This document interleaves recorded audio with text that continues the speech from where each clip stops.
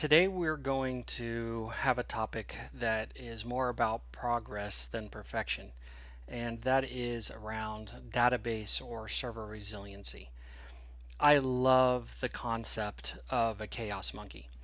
When you have a chaos monkey, you are actively banging on your production system at any point in time to try to throw it a curveball, that one thing that causes it to crash that you didn't catch.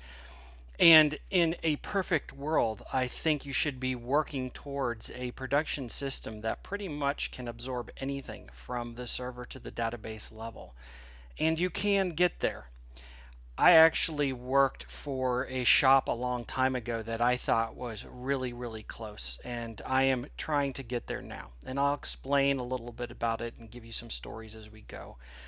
But today we're going to talk about the things that I think you have to do beyond the basics to have a really hardened database, a resilient database and server.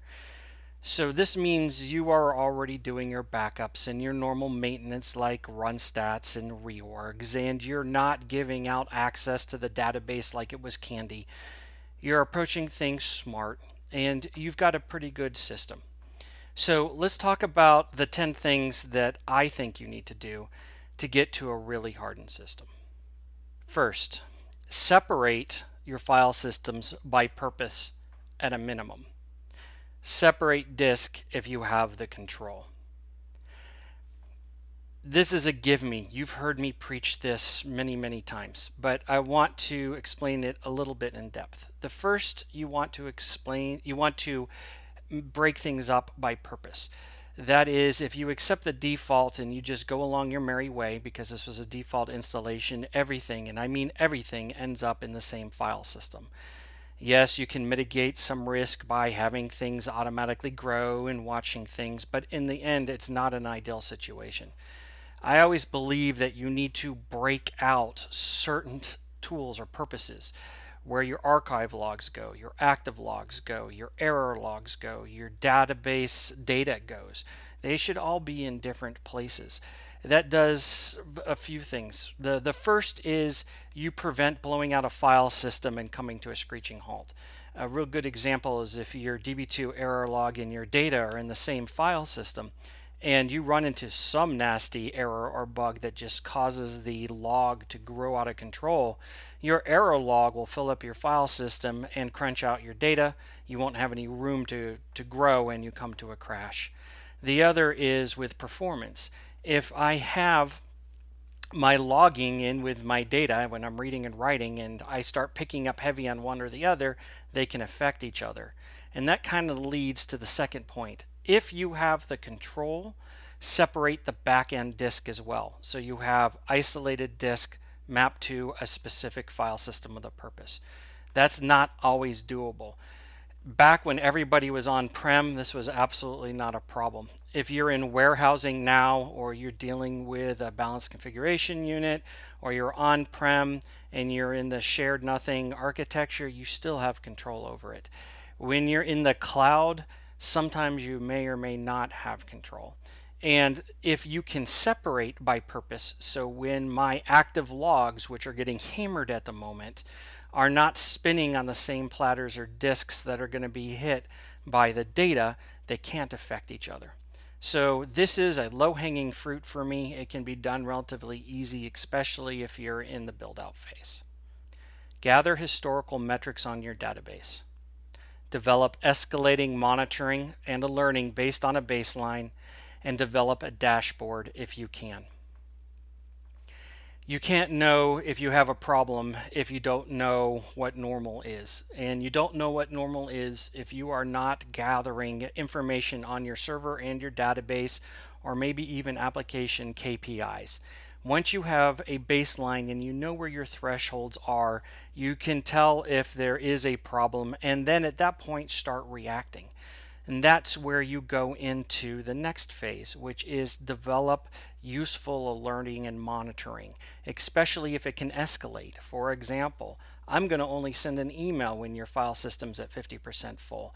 But at 90% full, I'm going to go ahead and reach out to the call out system and page somebody to come and address it.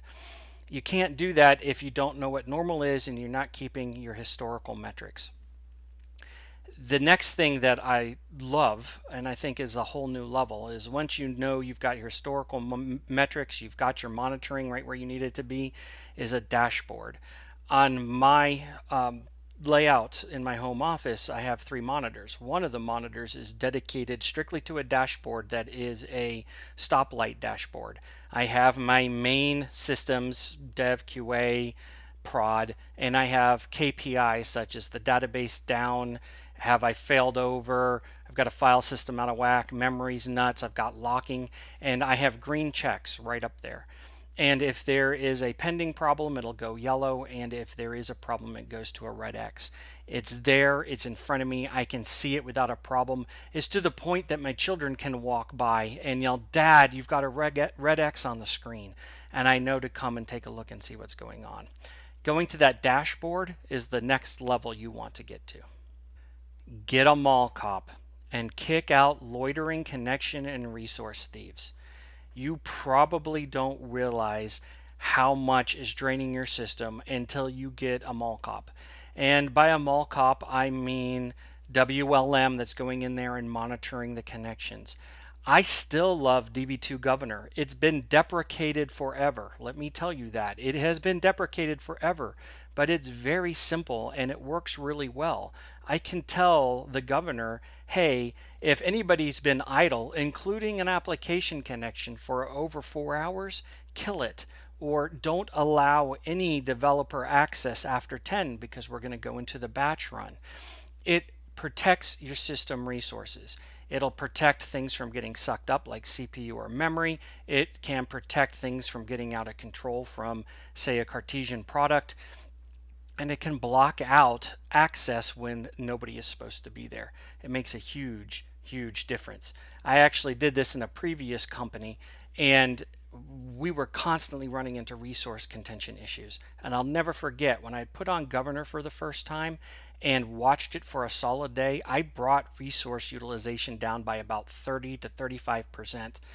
Completely got rid of my locking problems, and we processed our batch overnight runs without an issue. Makes a huge difference. Automate a pruning policy. Automate disk reclamation is even better. You need a pruning policy. Nobody wants to talk about it when you're in the throes of standing up a server for a new application and a new database. Yeah, we'll get to it.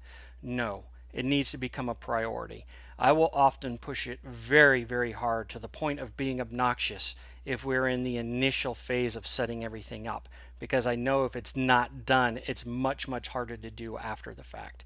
If you have to do a large prune 2 years later and you have to do a reorg, you could lock up your system in trying to do so. It's much easier to have pruning established immediately and enforcing it in little bitty chunks, which is why I say automate it. If you're going out and you are pruning a little bit every night, that's fantastic.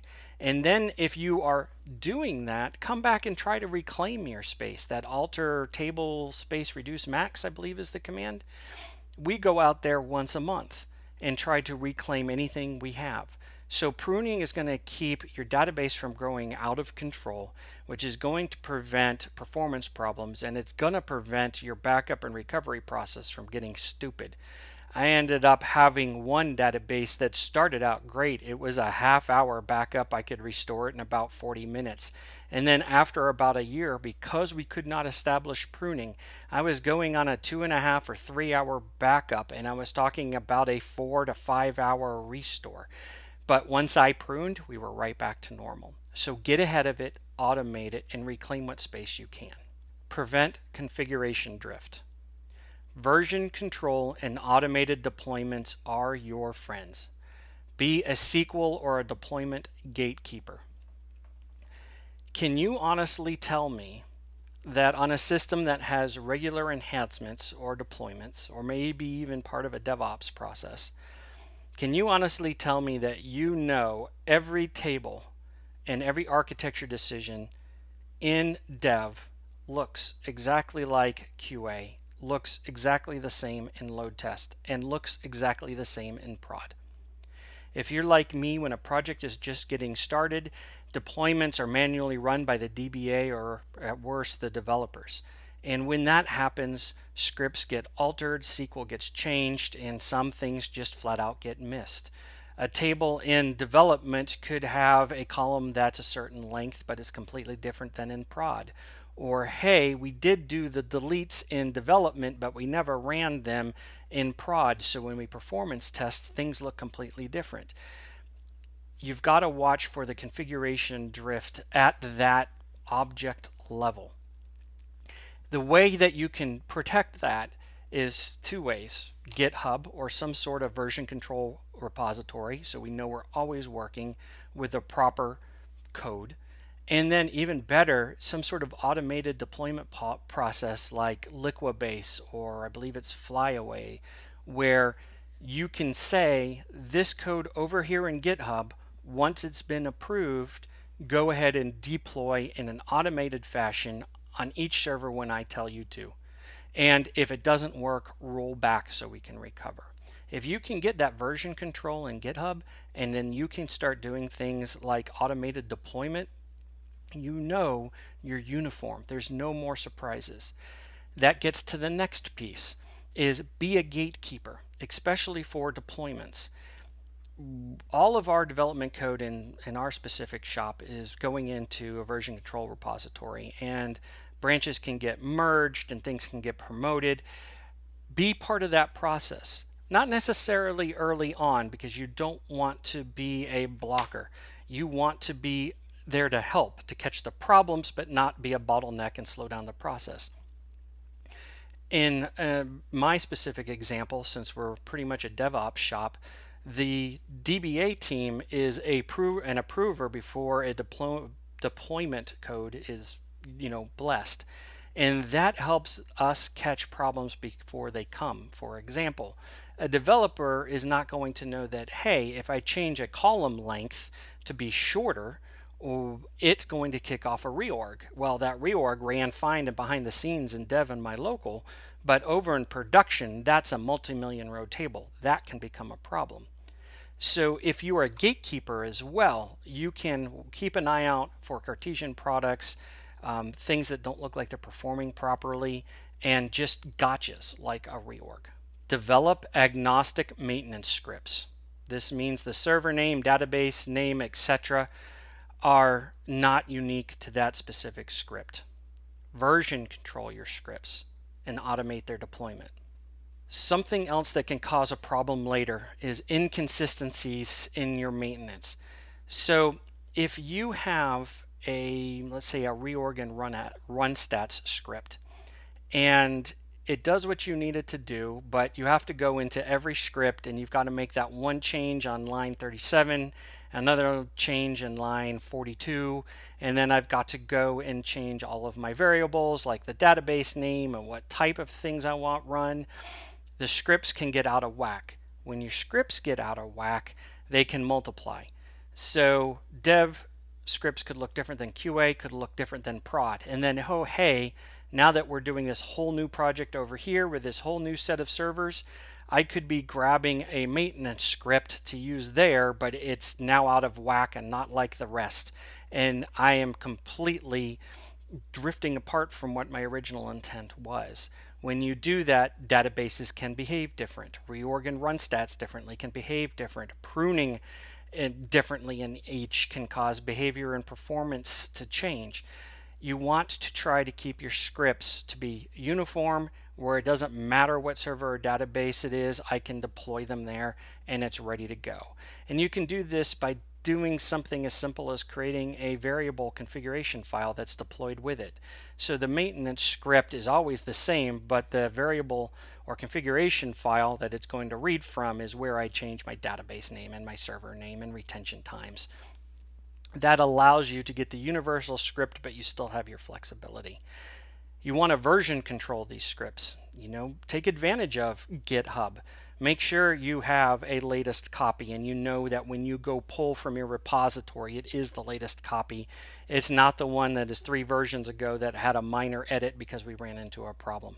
And even better yet, automate your deployment. Do you have a homegrown script that can look from GitHub extract the code and deploy it onto a new server for you, or it's looking and at each of your different environments and saying, okay, if I do a code compare between this maintenance script and what's supposed to be a copy of that maintenance script, and I see there's a problem, all right, it obviously isn't at the newest copy. Let me push the newest copy.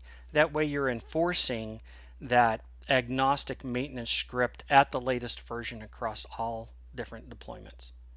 Audit requirements, best practices, and configuration drift. At least once a year, especially if it's manual. And you want to do it 3 months before peak.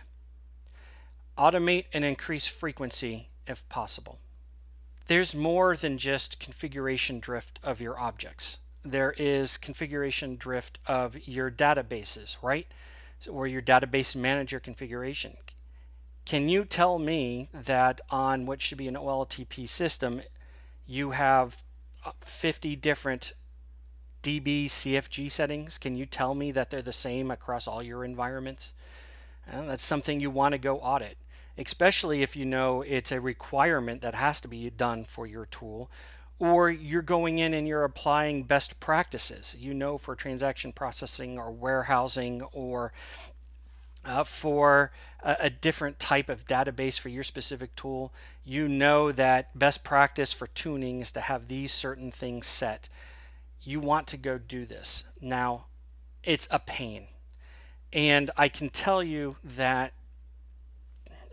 recent example with me is to do this manual process 3 months before our peak. It was taking me close to 2 to 3 weeks to check everything in my readiness checklist across all databases and servers. That was miserable. I started automating things, or at least improve things, by monitoring, and the next year it took me a week and a half of manual checking to do. And then I ended up creating a script that can go out and check all this information for me. I calculated that between all of my environments and all the variables that it has to check exponentially, that I am looking at 750 different parameters every night at midnight. So now what used to be a 2-week yearly process is happening every night, and I know that I'm uniform across the board. Audit organic growth and behavior change monthly. You have your monitoring in place, right? You have your historical information. Figure out what your KPIs are, the things that would cause you to tip over. For example, file systems. Are my file systems starting to fill up? What is the pattern for locking, lock timeouts, deadlocks? Look for things like that. What would peak and cause the server or database to fall over? If you are once a month going and looking at file system and you can see the trend, you know that, hey, in about 2 weeks, I'm going to need to add space. Well, that prevents a problem later on.